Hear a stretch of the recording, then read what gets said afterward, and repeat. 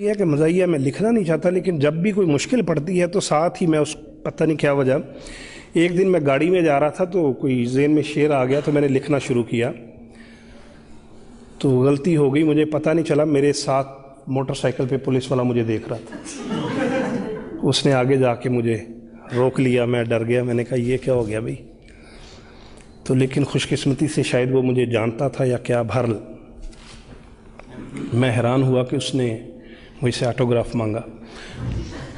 तो जब वो चला गया तो फिर मैंने ये कथा लिखा उसके जाने के फ़ौरन बाद कि ऑटोग्राफ मांग के मुझसे अदब के साथ, वो संतरी अजीब था हैरान कर गया, मैं खुश हुआ कि ये भी मेरा फ़ैन है कोई, कमबख्त मेरी कार का चालान कर गया।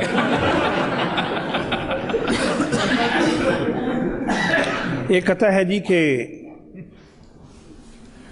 वो जो दिल को कबूल होते हैं उनके पत्थर भी फूल होते हैं। वो जो दिल को कबूल होते हैं उनके पत्थर भी फूल होते हैं, जाके थाने मुझे समझ आई इश्क के कुछ असूल होते हैं।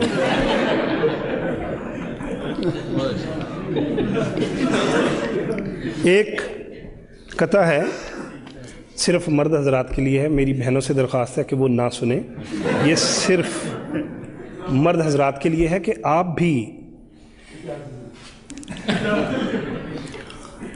भी बेगम की बातों से परेशान हैं अगर, एक है तरकीब मेरे पास इस जंजाल की। जल्दी बताइए।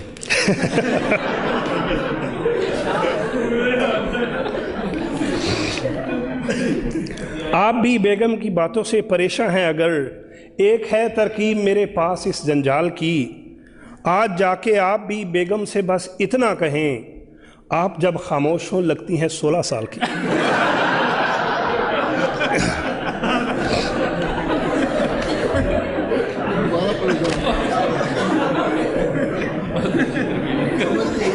आप भी बेगम की बातों से परेशान हैं अगर, एक है तरकीब मेरे पास इस जंजाल की, आज जाके आप भी बेगम से बस इतना कहें, आप जब खामोश हों लगती हैं 16 साल की। लेकिन ये नुस्खा आपने अपने रिस्क पे आजमाना है, क्योंकि एक दफ़ा एक साहब मेरे पास आए, कहते मैंने वो नुस्खा आजमाया है मुझे तो उल्टा पड़ गया है। मैंने कहा वो क्यों? कहते मैंने जाके बेगम को कहा कि आप 16 साल की लग रही हैं। कहते मेरी बेगम ने कहा कि आपकी पहले आंखें ख़राब थी अब दिमाग भी ख़राब हो गया।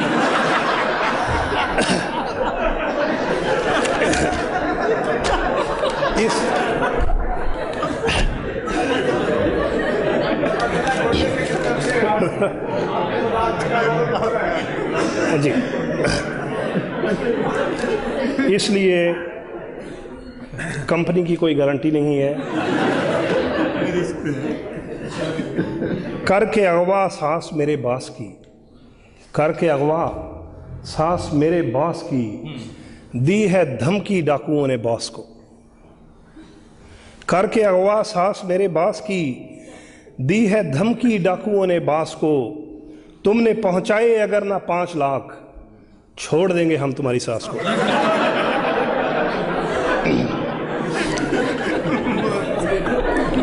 छोड़ देंगे हम तुम्हारी। करके अगवा सास मेरे बास की, दी है धमकी डाकुओं ने बास को, तुमने पहुंचाए अगर ना 5 लाख, छोड़ देंगे हम तुम्हारी सास को।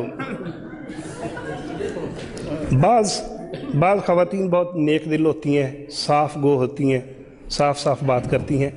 ऐसी ही खातून का एक जिक्र है कि जज ने पूछा गुस्से में एक औरत से, जज ने पूछा गुस्से में एक औरत से, आपने शोहर को हांडी क्यों मारी थी? जज ने पूछा गुस्से में एक औरत से, आपने शोहर को हांडी क्यों मारी थी? इस पे वो मासूम सी औरत यूं बोली, देग उठानी चाहिए थी वो भारी थी।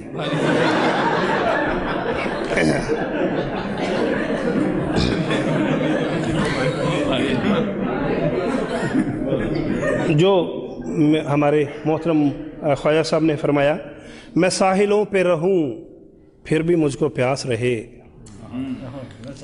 मैं साहिलों पे रहूं फिर भी मुझको प्यास रहे, ये बद्दुआ थी तेरी कोई ना मेरे पास रहे, मगर मैं देता हूँ तुझको दुआ तहे दिल से, खुदा करे कि तेरे घर में तेरी सास रहे।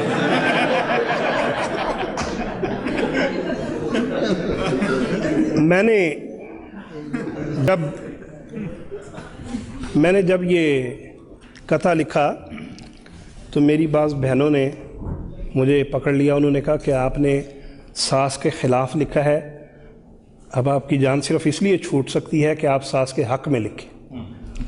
तो मैंने कहा अच्छा जी, मैं सास के हक़ में लिख देता हूँ।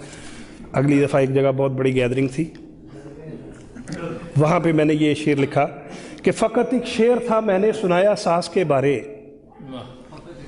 फ़कत एक शेर था मैंने सुनाया सास के बारे, गलत फहमी हुई ऐसी कि अब मेरी क्लासें हों। मुझे तो सास के रिश्ते से खुद इतनी अकीदत है, मेरी ज़ाती तमन्ना है मेरी 2-3 सासें।